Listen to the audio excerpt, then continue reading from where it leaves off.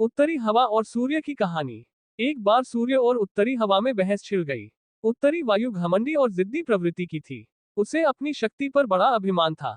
अक्सर वह प्रचंड वेग से बहती और पेड़ों को उखाड़ फेंकती, घरों को गिरा देती, खेतों में खड़ी फसल बर्बाद कर देती थी।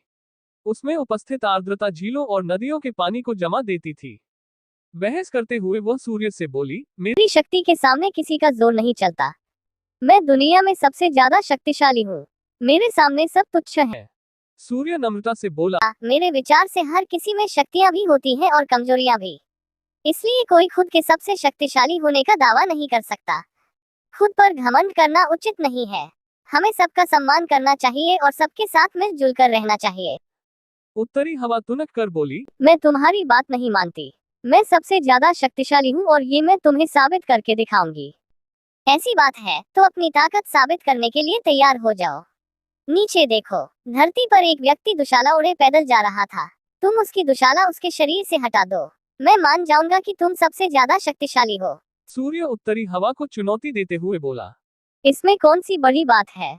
कुछ ही देर में उस आदमी की दुशाला धरती पर पड़ी होगी। कहकर उत्तरी हवा अपने प्रचंड रूप में आ गई।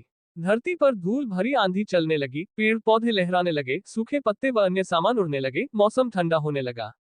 पैदल जा रहे व्यक्ति की दुशाला भी हवा के वेग के कारण उड़ने लगी, लेकिन उसने उसे पकड़ लिया और अपने शरीर से कसकर लपेट लिया। उत्तरी हवा ने अपनी प्रचंडता और बढ़ाई, लेकिन उसके साथ ठंड भी बढ़ गई। व्यक्ति ने अपनी दुशाला और कसकर लपेट ली। बहुत प्रयासों के बाद भी उत्तरी हवा उसके शरीर से दुशाला हटा नहीं पाए। तब सूर्य बोला, अब तुम देखना कि कैसे ये व्यक्ति खुद ब खुद अपनी दुशाला उतार देगा। सूर्य ने अपना ताप बढ़ाना शुरू किया। तापमान बढ़ते ही धरती पर जा रहे व्यक्ति को गर्मी लगने लगे। वह पसीना पसीना हो गया।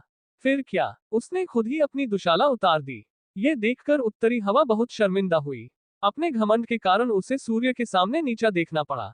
उस दिन के बाद से उसने अपनी शक्ति पर कभी घमंड नहीं किया। सीख, घमंडी का सिर नीचा होता है।